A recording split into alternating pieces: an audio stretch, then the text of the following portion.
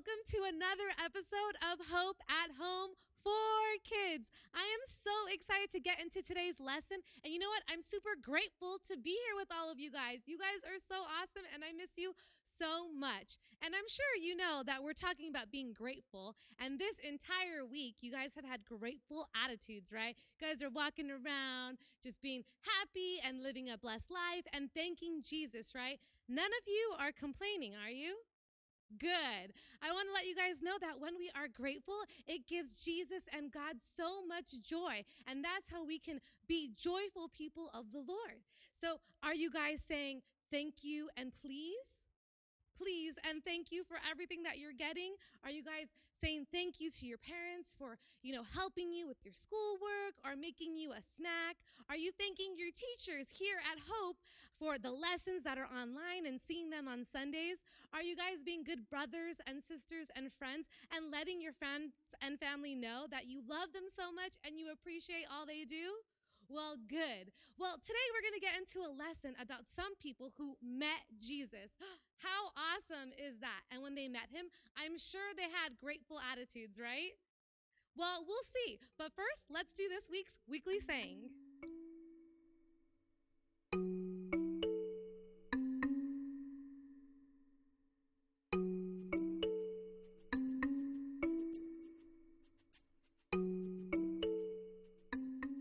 Hello, are you guys ready to inspect?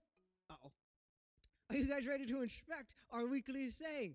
It's actually about grape soda, because here on Hope CCTV, it's me, Inspector Clue, here on Channel 3. We have grape soda for only $1. I'm just kidding, guys. This isn't a commercial. It's the weekly saying. Yes, yes. And our weekly saying is, I'm grateful, I'm joyful.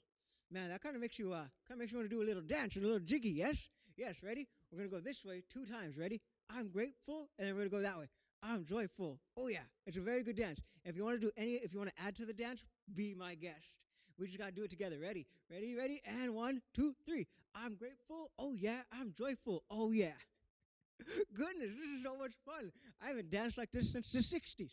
Let's do it again. Ready? Last time. On 3. 1, 2, 3. I'm grateful. Oh, yeah. I'm joyful. Oh, yeah. Excellent. You guys are so good dancers. I think I'm going to go find myself some dance lessons because Inspector Clue might need a help or two. Okay, I'll be right back. Awesome. Thanks so much, Inspector Clue, for helping us with this week's weekly saying.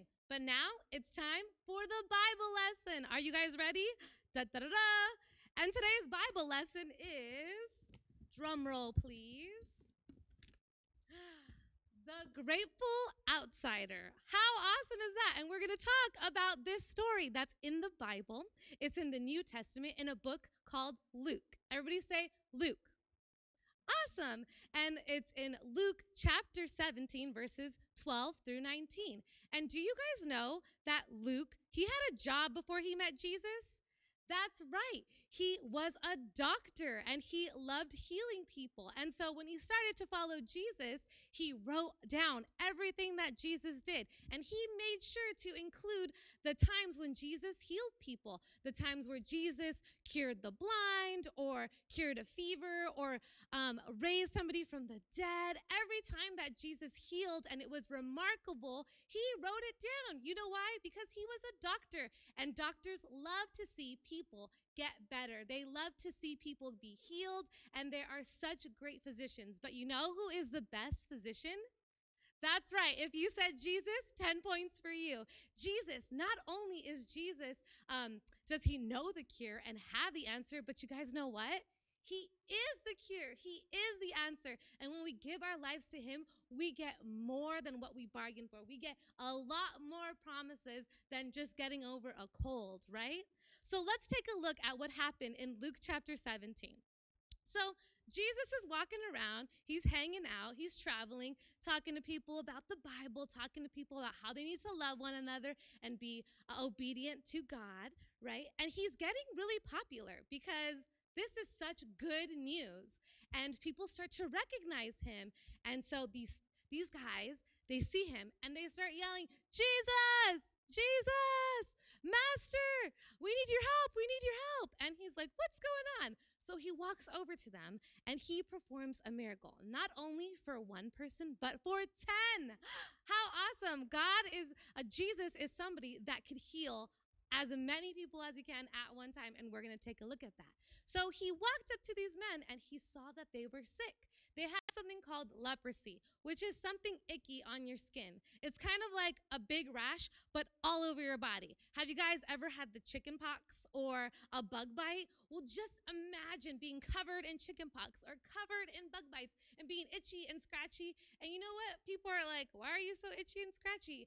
And then they're like, you know what? Get away from me. So all these lepers, these 10 men, they had to live outside of the city, away from their family and their friends and their normal lives. They couldn't go to their jobs. They couldn't go to school. They couldn't do anything because they were sick and nobody wanted to be around them. How sad is that? I know when I'm sick, I love to be around my loved ones. I love to be around my family and my friends. And if I'm not feeling well, I look to them to comfort me a little bit, right? Like if you have a tummy ache, you lie down and your mom or your dad rubs your tummy. If you get a boo-boo, your grandma or your grandpa kisses it. Or just when you're not feeling good, you go into somebody and they give you a hug or a high five and you can talk to them. And so we really rely on that. But it was really sad being a leper and having leprosy, which these guys had. They couldn't do that. They were outsiders and they were kept outside and they longed to be healed. So they came to Jesus for the healing. Now, Jesus didn't just heal them just like that. He gave them some instructions and he said, I need you guys to walk towards the leaders of the church.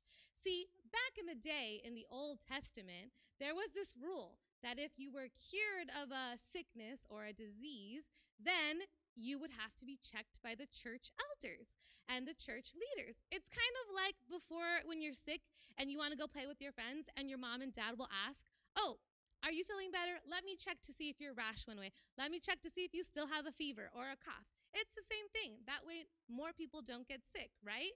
Right. So as they started to walk, they knew that they had leprosy. They thought that they were going to get rejected. But as they walked in obedience, and as they followed Jesus' instruction, every step they took, they saw that their skin was being healed. They saw that all their bumps and all the itchiness was going away when they were getting closer and closer to what Jesus had told them to do.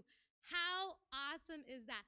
As they follow the instructions of Jesus, they get to see their healing, right? So they get there, and as this is happening, one man turns around and he runs back to Jesus and he falls down and he's like, Jesus, you healed me. I love you so much.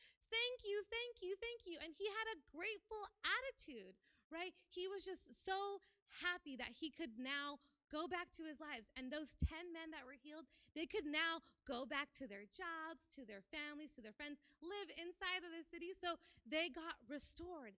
And Jesus sees this one man and he's just so excited to see him, but he remembers and he says, hey, there's only one person here. Didn't I heal 10? Where are the other 9?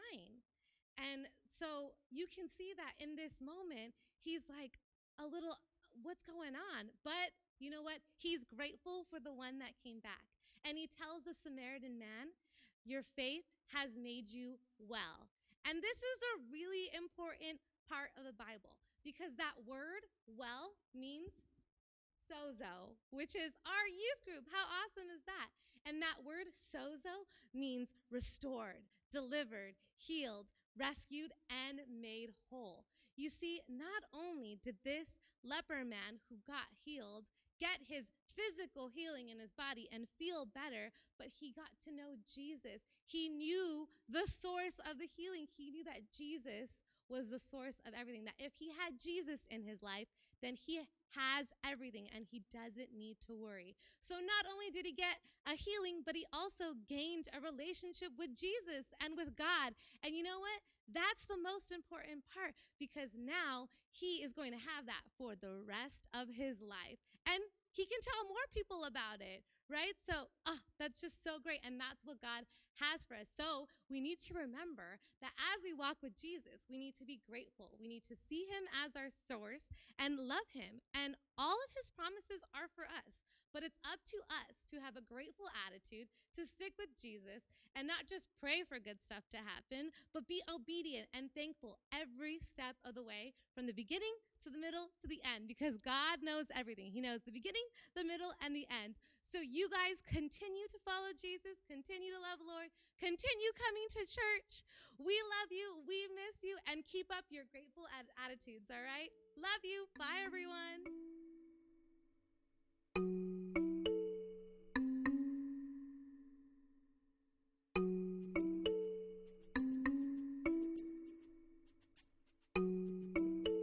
Welcome back to Hope CCTV. Excellent. Today we're going to talk about our memory verse. It's Psalms 9:2. I will be full of joy because of you. I will sing praises to your name, O Most High. Wow. Doesn't that verse just fill you with joy? Fill you with so much joy? Don't you feel like singing? Just kidding. We're going to sing this one because it's in the verse. And singing to God is one of the most important things we can do, because not only does it bless God, but it blesses us. Amen? Amen. So ready? Say it with me. Psalms 9:2, and then we're going to sing a little bit. It's going to sound something like this. I will be filled with joy because of you. I will sing praises to your name, O Most High. Excellent. Hopefully you guys can sing a little better than Inspector Clue, because I'm good at a lot of things like inspecting, but singing, not my forte. Actually, I'm going to sing it one more time. Ready? Go. Psalms 9:2. I will be filled with joy because of you. I will sing praises to your name, O Most High. Excellent. I love being goofy with you kids. It's one of my favorite things to do. Guys, remember this verse, sing it, read it, and write it down, because that'll help you remember it. Excellent. So I'm going to go find some singing lessons now, because apparently I need those as well. Okay, bye guys. I will be filled with joy because of you.